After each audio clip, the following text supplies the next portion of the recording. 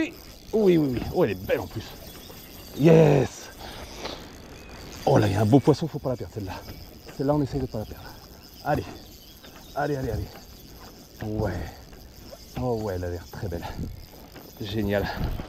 Génial. Au moment où j'y croyais plus trop, j'ai lâché le spot, je pêchais super vite.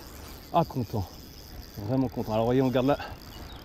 Là, on garde une tension vraiment constante pour éviter qu'elle tourne, qu'elle se décroche. Quand elle arrive en surface, elle voit pas trop ce qui se passe. On la fout dans les puzettes. Hop là. Pas de perte de temps dans l'eau. Oh, ben elle s'est bien saucissonnée, coquine. Yeah. La belle. Hop là. Elle va peut-être se décrocher. Elle est magnifique. Superbe zébril lalou. Waouh. Ah là, elle fait plaisir. Ah, elle me fait vraiment, vraiment plaisir. Bon, bah là, on a de très belles photos sous-marines. On la remet gentiment à l'épuisette pour préparer le release. Hop là. On va la décrocher. Donc là, je pense que ça va être... Hop là. Ce sont les hameçons directement sans ardillon. Alors c'est juste la tension des deux hameçons qui les maintiennent. Donc il faut juste trouver le sens. Hop là. Voilà. Et de 1. Et de 2. Les petits simples honneurs. 1. Tac. Pour relâcher les truites sans leur faire mal. Vous voyez, hein, là, elle avait aucune chance de se décrocher. Hein. Un d'un côté de la lèvre, un de l'autre. Pourtant, ça fait que 2 petites piqûres aux commissures de la lèvre. Donc elle s'en sortira très bien. Joli petit leurre, du coup. Le hardcore trout Ivy Flat. Avec une belle nage. Assez agressive.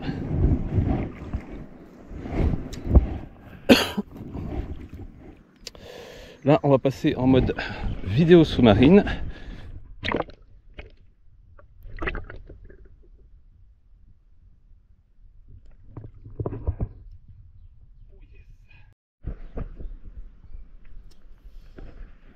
Et donc, ici, on est sur un des secteurs les plus difficiles du coin, avec une eau très calme, des poissons très éduqués parce que y a du passage, il y a beaucoup de monde qui vient pêcher. Là, j'ai profité du matin, du calme du matin pour venir pêcher. À première vue, c'était très compliqué parce que les truites ne s'intéressaient pas au leurre, forcément. Ça fouille beaucoup au fond, elles sont beaucoup sur des petits appâts apparemment. Mais j'ai quand même réussi à agresser cette truite en face. Donc lancer loin, hein, du coup le leurre est dense, même si la canne est légère, j'ai pu lancer assez loin parce qu'il est quand même profilé. Et donc une fois qu'il est bien catapulté, on arrive à traverser facilement la rivière. Et ça m'a permis de trouver cette truite pas trop farouche, qui a attaqué franchement, hein, parce que pour se piquer comme ça, elle a dû faire une bonne attaque. Là, de ce que je vois, elle s'est piqué le premier simple aux commissures de la lèvre, donc le ventral, et ensuite le deuxième est venu se prendre de l'autre côté. Ce qui permet de sortir des beaux poissons en hameçon simple, hein, sans ardillon, proprement, avec les hameçons honneur. Et donc ça fait plaisir de valider ce petit leurre comme ça. Et donc pour la canne, j'étais sur la Inclusive Spin, donc les cannes Stretch Tackle. Tac.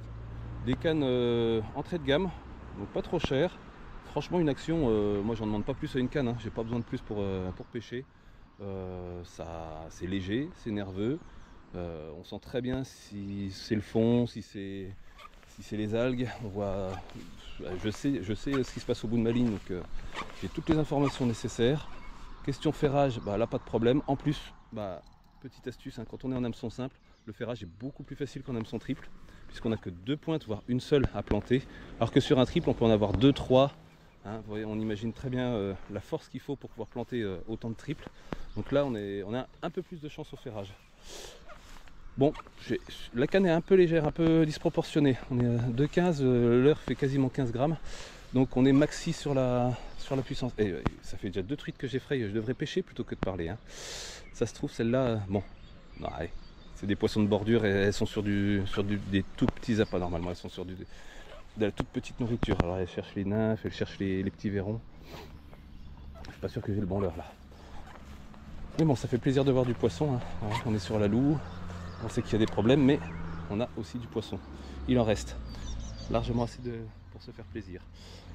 Bon voilà, moi je crois que la session est finie. Je vais peut-être faire un petit coup de ligne avant de rentrer. Mais pas sûr, voilà, on va essayer de faire du poisson, mais rien n'est garanti.